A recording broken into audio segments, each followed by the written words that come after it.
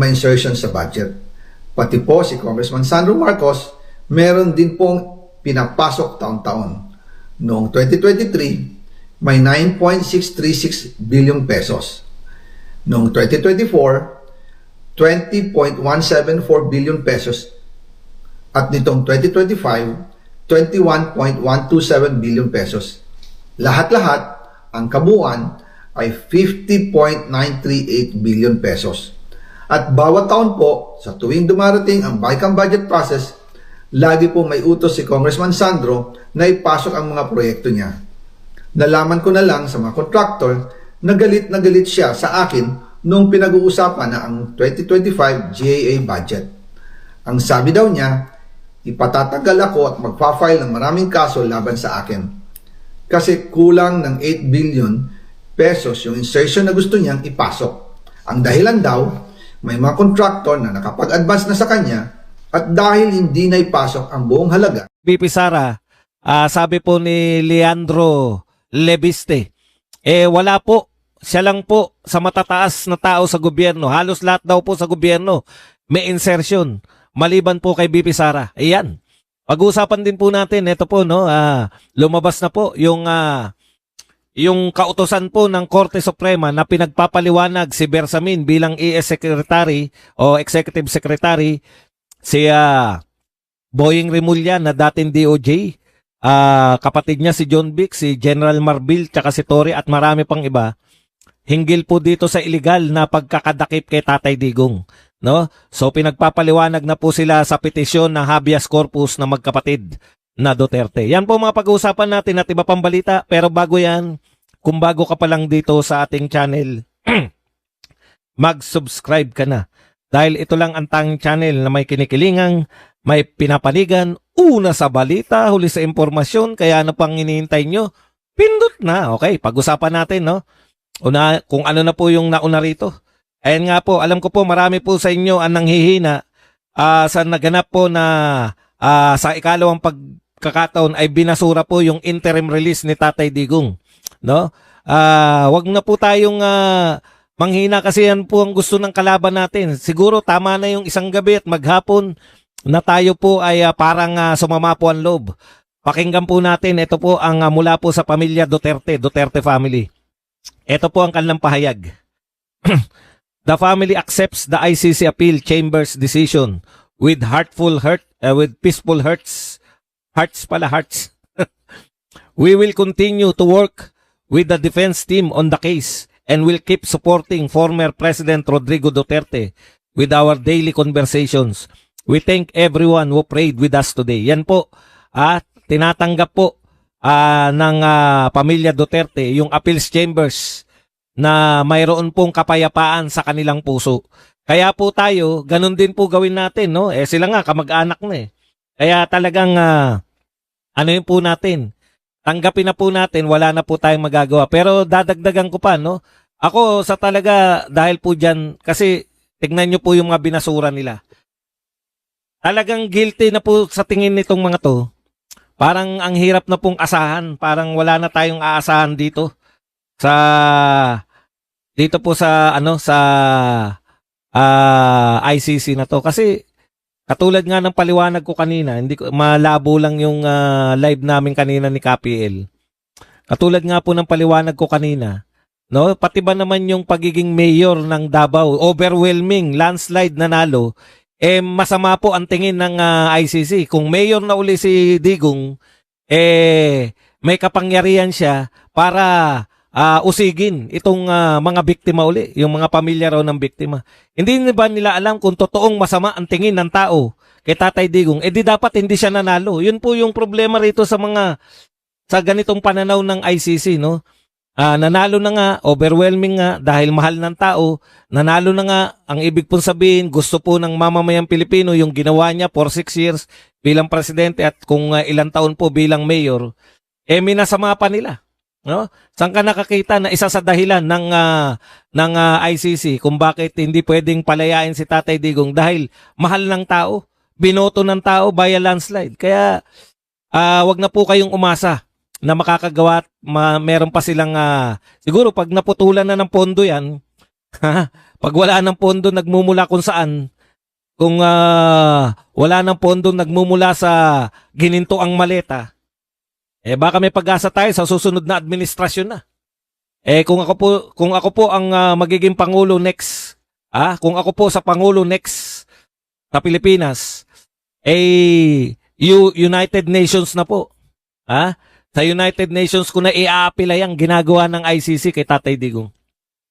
Okay, punta na po tayo rito, no? Ito po ang pinaka nakakatawang partido. Kaya ikaw, Hontiveros, huwag ka nang umasa. Ang Akbayan po, ito po ang partido ni Risa Hontiveros, ni Shell Jokno, tsaka ni Tabingi. Kaya po tatlo lang sila na medyo sikat-sikat. Kasi nga, sablay yung mga utak eh. Napakasablay ng mga utak na mga yan. Akalain nyo po, no? Sa kanilang po pa, eto muna, para hindi po tayo malito kung ano na lang po dito. Sabi po ni Representative Leandro Ligarda Libiste, batang-bata po. Kaya po may pag-asa tayo dito sa mga millennial congressman natin, no? Batang-bata po to na talaga namang maasahan natin. Hindi lang senador at congressman ang may insertion, sabi po ni Leandro Ligarda Libiste. Okay, masasabi natin na buong gobyerno ay may insertion. O tinanong nga ni El Chico. El Chico, El Bombamba, kung ano man ang pangalan nun, yung taga ABS-CBN, yung kapartner nung Doris Bergonya. Tinanong nga siya, ibig mo sabihin na congressman, mayroong insertion ang Pangulo at Vice President at mga iba pa. Sabi po ni Leandro Libiste, hindi lang senador at congressman ang may insertion, masasabi natin na buong gobyerno ay may insertion. Pero si Vice Presidente Sara Duterte po, wala. Nung tinanong si President ba may insertion? Hindi po ako makakapagsalita. Syempre, alam mo naman, hindi niya nasasabi pero hindi niya sinabing wala. Samantalang si BP Sara, talagang direkta niya sinabi, walang insertion. Si BP Sara, thank you very much. Dito kay Manny po. Kaano-ano kaya to ni Fernando po. Thank you very much kay Manny po na nagbigay sa atin ng $20.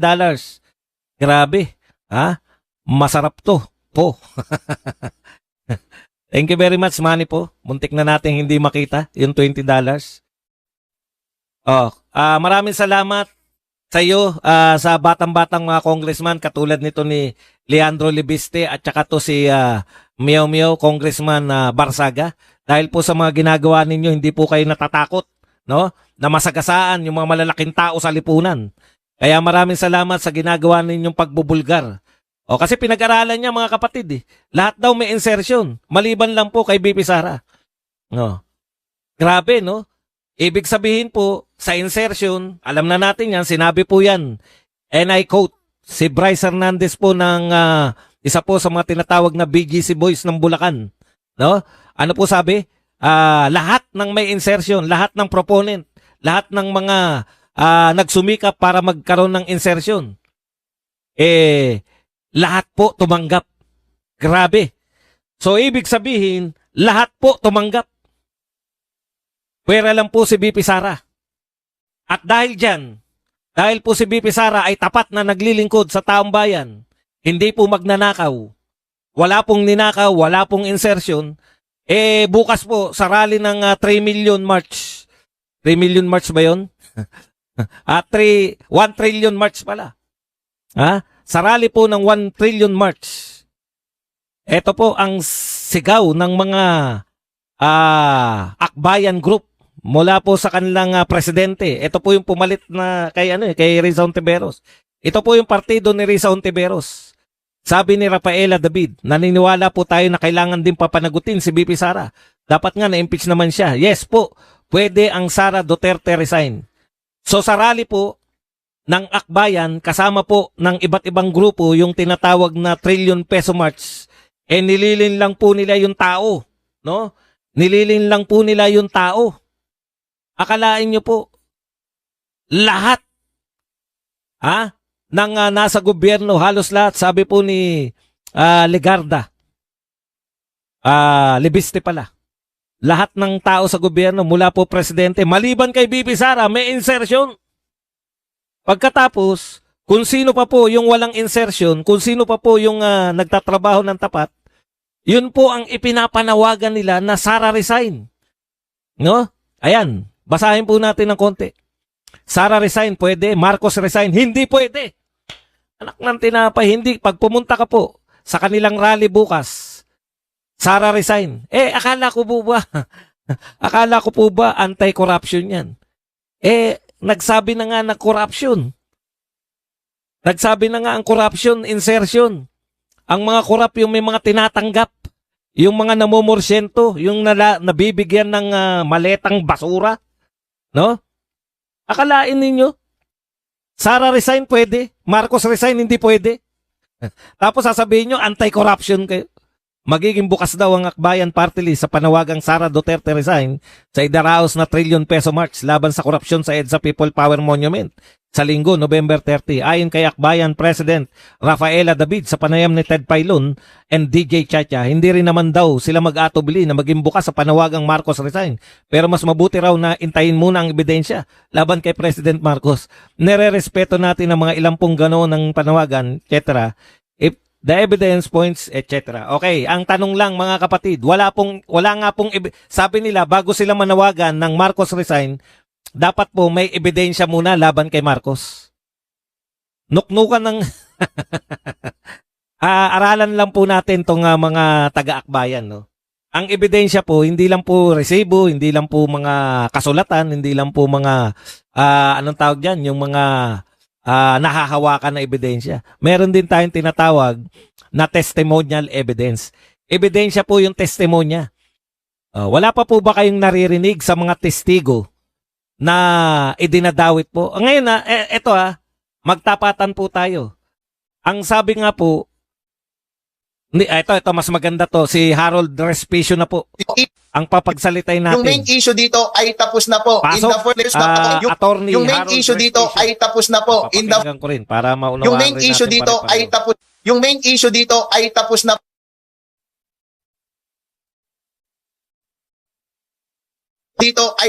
po. In the first place, neglectful si BBM sa kanyang pag-manage ng executive department. Period. Kung sinisisi niya lahat ng nasa baba, dapat sisihin niya rin ang kanyang sarili. Number 2, yung number 1 suspect natin na tinuturo natin na may alam lahat at may kasalanan lahat, ang itinuturo na mastermind ay si BBM mismo. Tapos na po ang laban. At yun din ang sinasabi ng kapatid, first sister na si Amy Marcos, na nagbigay siya ng context kung bakit ganun umarte si BBM from the very beginning ng kanyang presidency. Bakit sobrang inadequate niya, bakit puro palpak ang desisyon niya, at bakit puro corrupt ang ginawang desisyon during his administration. Yung main issue dito,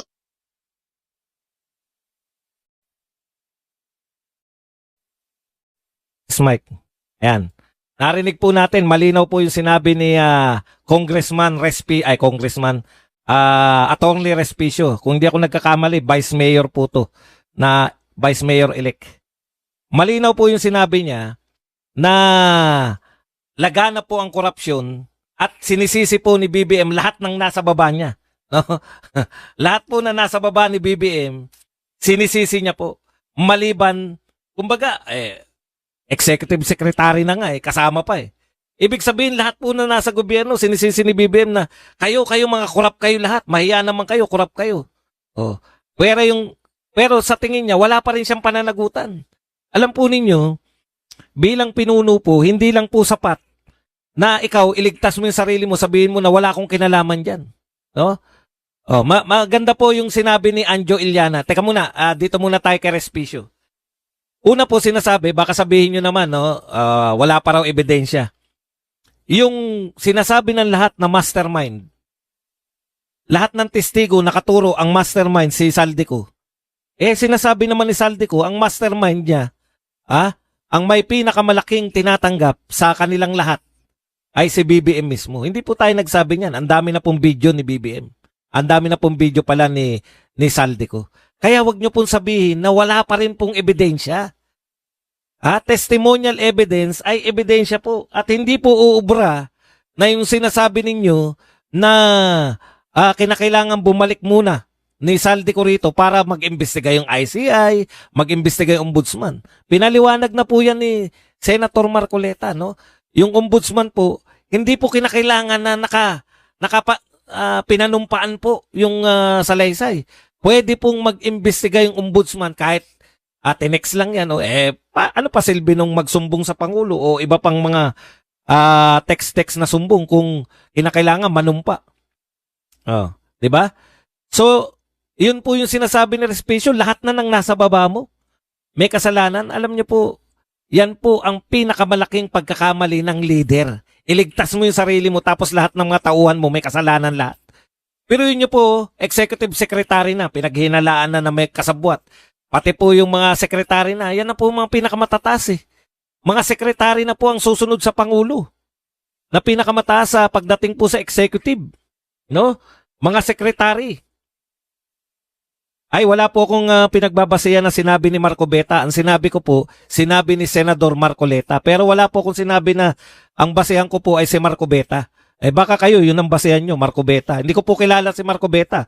Pasensya na po kayo. Sinasabi ko po, Senator Marcoleta. Huwag nyo po, do not put, huwag nyo pong babaguhin yung mga sinasabi ko.